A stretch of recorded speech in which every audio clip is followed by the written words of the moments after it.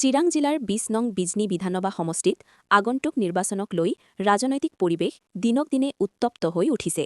এই পৰিপ্ৰেক্ষিতত UPPL প্ৰাৰ্থী কমল সিং নাৰ্জাৰীলৈ সমৰ্থন আগবঢ়াইছে বিজনীৰ যুৱ সমাজে।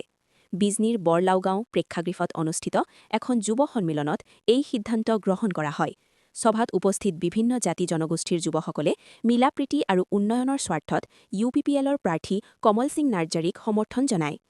জানিব পৰা মতে বিজনী বিধানসভা সমষ্টিত প্ৰতিদ্বন্দ্বিতা কৰা ১৩জন প্ৰাৰ্থীৰ মাজৰ পৰা বিশেষকৈ বড়ো সম্প্ৰদায়ৰ নৱপ্ৰজন্মই কমল সিং নাৰ্জাৰীক বাছি উলিয়াইছে। ইফালে বিগত ৩টা কাৰ্যকালৰ বিধায়ক কমল সিং নাৰ্জাৰী ২০২১ চনৰ নিৰ্বাচনত পৰাজিত হৈছিল। তাৰ পিছত বৰ্তমানৰ বিধায়ক অজয় কুমাৰ ৰায়ে বিভিন্ন জাতি জনগোষ্ঠীৰ মাজত সমন্বয় গঢ়ি তুলিবলৈ ব্যৰ্থ হোৱা বুলি অভিযোগ উত্থাপন কৰি এইবাৰ নৱপ্ৰজন্মৰ ভোটাৰসকলে পুনৰাই নাৰ্জাৰীৰ পক্ষত থিয় দিছে। যুৱ সমাজৰ এই সমৰ্থনত আনন্দ প্ৰকাশ কৰি UPPL প্ৰাৰ্থী কমল সিং নাৰ্জাৰীয়ে কয় যে তেওঁ যুৱ সমাজৰ বাবে অধিক কাম কৰাৰ প্ৰতিশ্ৰুতি লয়। লগতে তেওঁ উল্লেখ কৰে যে এইবাৰ বিজনী সমষ্টিত তিনিকোণীয়া যুঁজ হ'ব আৰু তেওঁৰ জয় নিশ্চিত।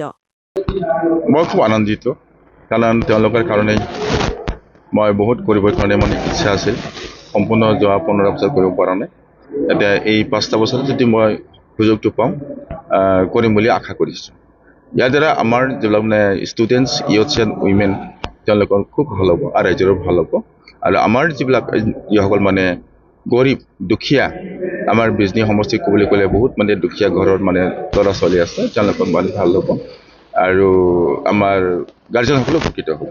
তাৰ কাৰণে আজি তেওঁলোকে যিটো আগবাঢ়ি আহিছে সেইটো মোৰ ভাল লাগিছে। যিয়ে লিখে প্ৰচাৰত ব্যস্ত আছে, গতিকে বিজনী সমষ্টিত কিমান দূৰ হয়, প্ৰচাৰত ব্যস্ত থকা স্বত্তেও আজি তেওঁলোকে মানে মোক এই চেমিনাৰৰ নিচিনা এটা লেকচাৰ মাৰিব দিছে। মই খুব ভাল লাগিছে লেকচাৰটো মাৰিছে। তেওঁলোকে মানে ষ্টুডেণ্টছ এম্পাৱাৰমেণ্টৰ ওপৰত বা উইমেন্স এম্পাৱাৰৰ ওপৰত অলপ কথাটো ক'লোঁ। আমাৰ মানে স্বামী বিবেকানন্দই যিখিনি আমাৰ 4 ডাইমেনশ্যনৰ কথাটো কৈছিল, এই 4 ডাইমেনশ্যনৰ কথাটো মই তেওঁলোক মানে খুব সুন্দৰকৈ মানে বিস্তৃতভাৱে বনাই দিলোঁ। গতিকে তেওঁলোক মানে এইটো যদি ভালকৈ লাইফত যদি তেওঁলোকে প্ৰয়োগ কৰে তেওঁলোকে উপকৃত হ'ব আৰু ইয়াৰ দ্বাৰা মানে নিজৰ লাইফটো বনাব পাৰিব। তাৰ কাৰণে ভাল লাগিছে। মই নিৰ্বাচনী বতৰৰ প্ৰচাৰ কাৰ্য চলোৱাত যদিও সময়ৰ নাটনি আছিল, তথাপি এওঁলোকক পাই পেলাই মই আনন্দিত হিচাপে মই এই 4 ডাইমেনশ্যনৰ কথাটো ক'বলৈ বাধ্য হৈছোঁ।